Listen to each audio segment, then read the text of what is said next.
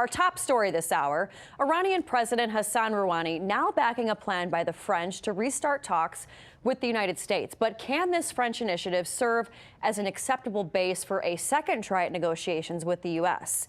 Well, to get some answers, I was joined by RT correspondent Syed Tavenger earlier. Here was our conversation. So what is with this new agreement now? Why round two now? Well, Iranian President Hassan Rouhani has announced that a new nuclear plan is currently in the works. Now, to give you some details on the plan prevents Iran from ever obtaining nuclear weapons, so that's a huge plus. It also secures Iran's support for peace in the region. As we're seeing right now, lots of conflicts happening in the Middle East, in Yemen, in Syria, and of course the ongoing conflict between Iran and Saudi Arabia. So it shows that Iran is supporting peace in the region. Now, it also lifts U.S. sanctions, which has really crippled Iran's economy. And lastly, and most importantly, it resumes Iran's oil exports, which is a huge plus for Iran. Just to give you an idea, in 2012, Iran was exporting close to 2 million barrels of oil per day, being the third OPEC export country. Right now, they're at about 250,000 barrels a day, and some are saying estimates are even lower. So for Iran to be able to resume its oil exports, that's a huge for the country that balances and budgets their country based on oil exports. Now, here is Iranian President Hassan Rouhani talking in Tehran today in a cabinet meeting about this new nuclear plan. We almost agree with the general framework that Europeans were after and insisted on, but some phrases have to be amended. We always seek security in the region. We are never seeking to get nuclear weapons, and they should lift all sanctions too, and let Iran be free for its business dealings. So basically, Iranian President Hassan Rouhani saying it supports this new nuclear plan set by the European nations, but this plan could have been discussed earlier in New York last week during UNGA, so there could have been earlier progress, but it seems President Trump has ruined the chances of dialogue by saying publicly that he actually wants to impose more sanctions on the Islamic Republic rather than lifting them, and so it's kind of a missed chance by the two countries to have dialogue, but still it seems it's going forward. But here is President Rouhani again talking about how U.S. missed the chance for dialogue last week to address this. I'd like to thank the French president for making every effort he could during those hours in New York to make this happen. We cooperated with him, too. The one who blocked the road and did not make it happen was the White House, not anyone else. So definitely a missed opportunity by both leaders to discuss this last week at the United Nations General Assembly, Farron. And Saya, you were there. Great reporting all week long. These two, Trump refused to meet. Why did they refuse to talk last week? Well, it seems President Trump told Europeans in private that he was ready to lift the sanctions on the Islamic Republic, but publicly he kept telling reporters that he actually wanted to intensify the sanctions on Iran. So Trump was saying one thing in private and another thing completely different in public. And now while President Rouhani and French President Emmanuel Macron worked on the plan, whose core of the plan is really would have been acceptable because Iran has agreed to never acquire nuclear weapons. So this has been a huge factor for the U.S. in order to work with a new plan. But as we saw, it just didn't happen because Rouhani had agreed on both terms. But again, President Trump was refusing to lift those sanctions. Now, even interestingly enough, during last week in New York, President Macron tried to get President Trump and Rouhani in a phone call together, but President Rouhani refused, saying that no, President Trump needs to lift these sanctions. President Trump needs to stop publicly saying there's going to be more sanctions on the Islamic Republic for there to be progress. So even though we're seeing this back and forth, publicly versus privately, the reality is a real progress is being made on a new nuclear deal. So this is a huge, huge deal. Now, when we're talking about, refusing talks, one person that's not refusing to talk to Rouhani, that actually just talked to him yesterday, was Russian President Vladimir Putin. So what was that whole exchange about? Well, they met in Armenia for an annual Eurasian Economic Council. But the most important thing that came out of this meeting is on the sideline, President Putin and President Rouhani held a discussion in which they discussed ongoing conflicts in Syria. And there's, of course, been cooperation between the two countries for years. Now, while Russia maintains a close tie with Saudi Arabia and also Iran, President Putin said that there was no evidence that Iran was behind the attacks on the Saudi oil infrastructure, and that the U.S. has not presented any kind of proof so far. And this has been all along what Iran is saying, is that if you're going to blame us for the oil attacks, someone needs to come and provide some sort of proof, and nobody has so far. Well, we'll see what comes of all of this, and along with that meeting with Russia. Saya Tavenger, thanks so much. Thank you. All right, so it's a unique type of gold rush that's happening in Russia right now. The country announced that it's cutting its U.S. currency share in half from its international reserves in 1 year. So instead, Moscow, they are opting to increase gold, yuan, and its euro holdings. So to discuss what this could mean for Russia and the global economy, I am joined by Boom Bust co-host and business extraordinaire Christy Ai. Thanks so much for kind of talking us through this. So in the past 10 years, Christy, Russia has quadrupled its billion reserves, and it's continuing to stock up on gold. It's a clear sign that, you know, Russia is kind of breaking away from its reliance on the almighty U.S. dollar, but can it completely cut itself off from U.S. currency altogether? I don't think Russia or any country can completely cut itself off from the U.S. dollar as long as the U.S. dollar remains the dominant reserve currency. However, its power as a reserve currency is waning right now, and a lot of it is actually coming from Trump's protectionism measures. Before, in the past, a lot of his sanctions and measures, those were actually approved by the allied community. It was approved by everyone. However, in the most recently, in his manners, he has actually kind of alienated the entire group. All of his measures were done unilaterally. So because of this, a lot of countries are looking at this and saying that what happens if the U.S. turns their back on us? What happens if we become public enemy number one?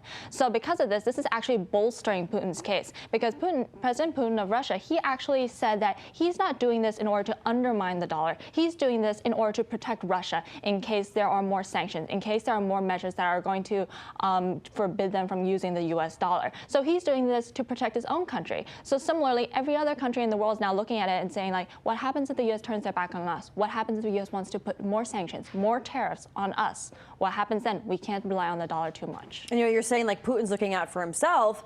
You know, other countries, I'm sure, are going to be doing the same thing. So do you foresee other countries dumping the U.S. dollar altogether? Absolutely. Like, as you mentioned, Russia already cut its dollar reserves in half, from 44% in 2018 to just 23%. And in doing so, they boosted the RMB reserve from only 5% to now 14%. China has been doing the same thing, and India has been doing the same thing, two of Russia's biggest trading partners, in fact. And right now, in 2019, this is the first time where trade between Russia and China and Russia and India have been done 50% in their own local currencies, or the euros, not the U.S. dollar. Before, trade was 70% done in the U.S. dollar. Now that's dropped to less than 50% for the first time in history of ever. Mm-hmm. And, you know, you brought up Russia and China, and the ongoing trade war with China is certainly not helping the United States at all.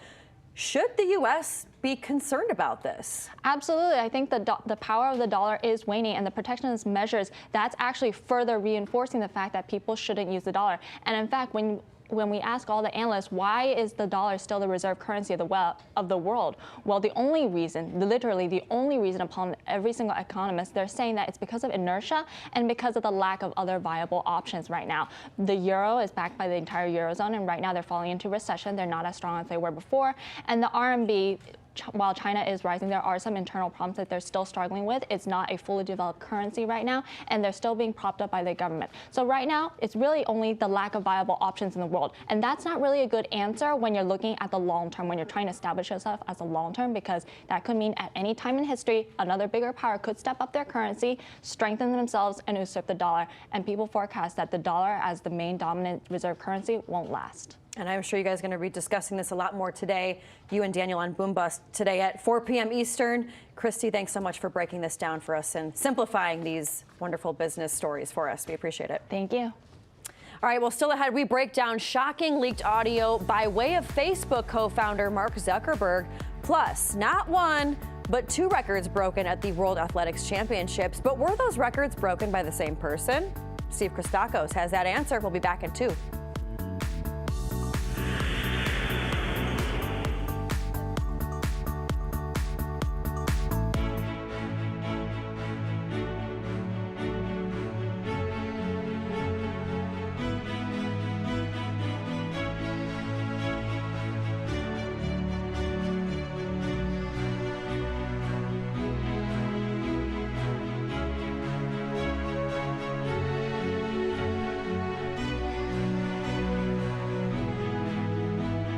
Aeroflot, Russian Airlines. Dear viewer, thank you for finally changing the channel. I understand you're tired of networks that blur news with views.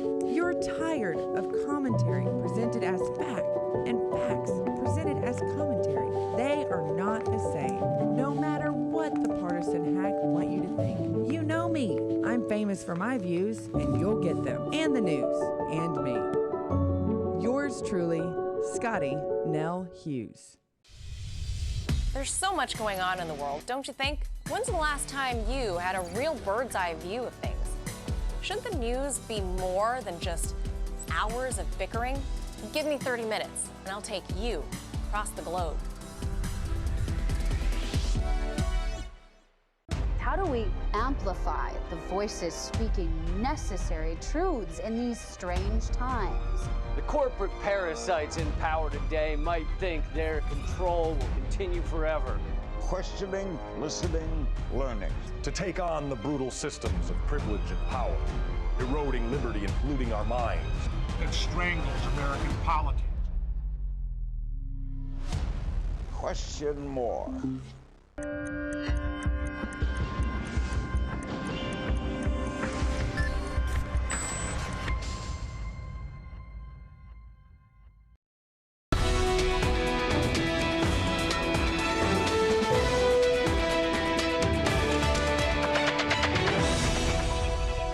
Welcome back. Democratic presidential candidate Elizabeth Warren isn't backing down on Facebook despite the latest audio leak from the company's employee meeting where CEO Mark Zuckerberg told his staff that he would likely sue the U.S. government if Warren became president. Well, for more on this, RT's very own John Huddy joins me now all the way from Miami, Florida. Welcome to Washington, D.C. We're glad to have you here. It's great to be here. So, John, what does Elizabeth Warren want to do that's kind of got Mark Zuckerberg talking about all this in the first place? Right. Well, essentially, Warren wants to break up the big tech companies. So we're talking about specifically, we're talking about Facebook, we're talking about Amazon, we're talking about Google. The big three, a couple others. But that's if she becomes president. And of course, the big if.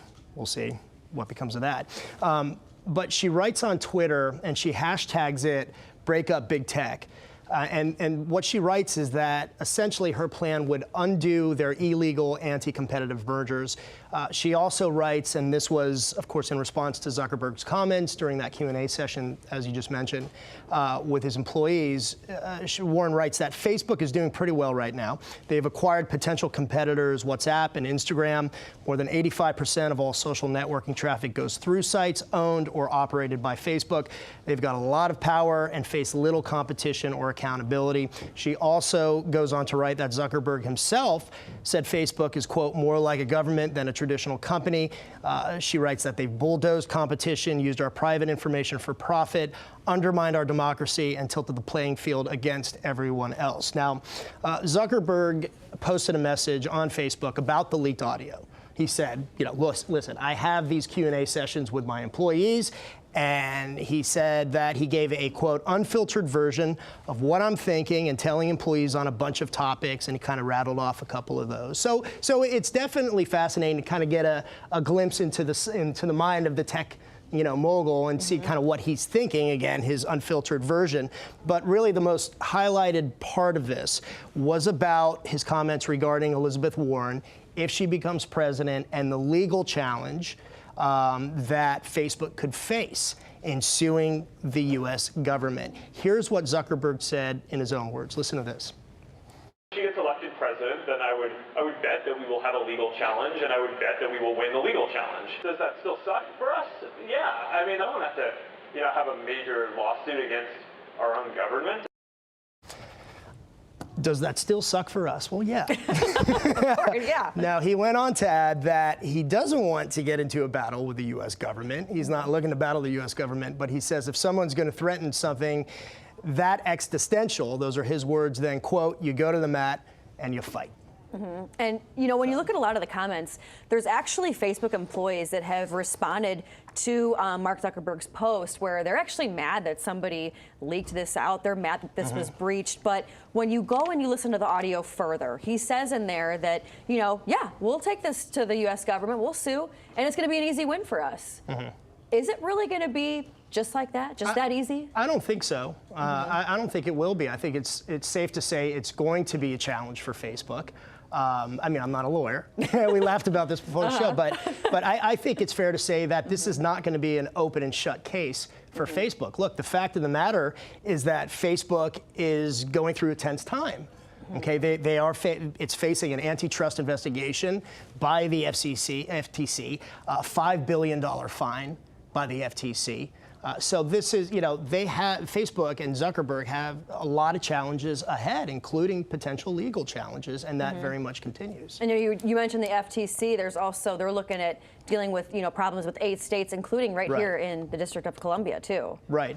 That's true. And there are other probes, other investigations as well. As you mentioned, the 8 states here in D.C. The House Judiciary Committee is doing its own investigation of big tech. Again, Facebook, Amazon, Google, and along with Elizabeth Warren and a number of other Democratic presidential candidates and lawmakers, for that matter, on Capitol Hill, want to have further and take a closer look at big tech and more scrutiny on the big tech companies. So this is just the beginning. As far as the leak, the timing certainly is interesting, isn't it? And the fact that Zuckerberg posted a lengthy, as we showed, that lengthy Facebook message, almost directing people to the audio. I'm not saying he did it on purpose. We'll never know.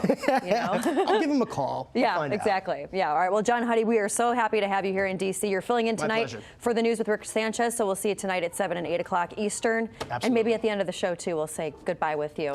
But for now, we're going to go to Steve Christakos for today's World of Sports. Steve, a big night for fans in D.C. as Major League Baseball's postseason. It's happening right now. What do you got? Yes, indeed, Farron. And, you know, there's something magical about these Nationals. And after years of heartaches, close calls, and early exits for Washington Nationals fans in the postseason, their NL wildcard game couldn't end in any other way than in dramatic fashion. Milwaukee got off to an early 2-0 lead in the first inning off a 2-run homer from Yasmani Grandal, then added another run in the second on an Eric Thames homer.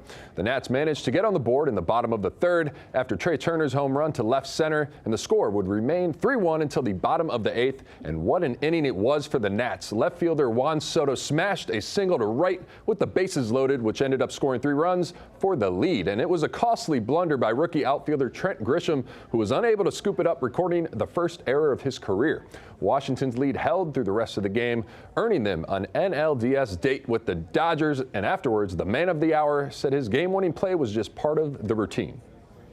For me, I just step in there. I know he's in trouble. He gonna try to attack me with his fastball, his fastball up and the slider. I just step in there and try to hit the ball single to the middle. That's what I think in that bat. Hit a single to the middle, ground ball single to the middle, and try to tie the game. And the World Athletics Championships in Doha saw 3 different athletes representing the Stars and Stripes top the podium in 3 premier men's events. But one of them accomplished something we have never seen before. Beginning the triple gold day 5 for the U.S. was Donovan Brazier in the 800-meter final. This guy had quite a race. Brazier blitzed the rest of the field to become the first U.S. athlete, man or woman, to win a world 800-meter title. With no competitor even close, the 22-year-old crossed the line in just 1 minute 42.34 seconds, smashing all kinds of records. He now holds both the championship and American record, which stood for 34 years. Bosnian Emil Tuka grabbed silver, while Kenyan Ferguson Rotich rounded out the podium. More from Brazier later on. But next up was the 200-meter final where American Noah Lyles was just filthy. Great Britain's Adam Jamili got off to a great start, but around the final turn into the home straight, Lyles switches gears and gets that trademark late burst to cross the finish line in just 19.83 seconds, narrowly beating out Canada's Andre de Grassi, who took silver, while Alex Quinones captured bronze, becoming just the second Ecuadorian ever to medal in a world championship. Last but not least was the men's pole vault, where Sam Kendricks locked up the third gold medal of the day with a spectacular performance to defend his title, clearing 5.97 meters. That's nearly 20 feet. But afterwards, it was all about Brazier's history-making performance, who said it was much harder than it looked. I think I had you fooled. It wasn't as comfortable as it looked. I was definitely digging, and I know that it was going to take something special. And to pass Vasquez with 250 left, I think just took a lot of mental strength. And to rerun the race through my head before going into it, I just knew that once I went, there was no looking back. And to cross the line and to break 143 and to get the meet record and the American record just means the world to me. Onto the ice now. If you like seeing goals scored, then you're going to love this edition of the Moscow Derby between Spartak and CSKA. And how about 12 goals to be exact? Check it out. Let's get things started in Moscow. CSKA looking to return to the top of the table in the West, but Spartak strikes midway through the first period on the wicked one-timer from Dmitry Wisniewski.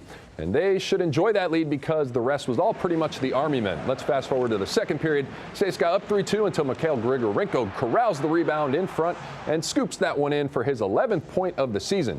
But he wasn't finished yet. Later in the period, time ticking away, Grigorenko finds the back of the net yet again off the assists from Andrei Svetlikov. And on to the third period.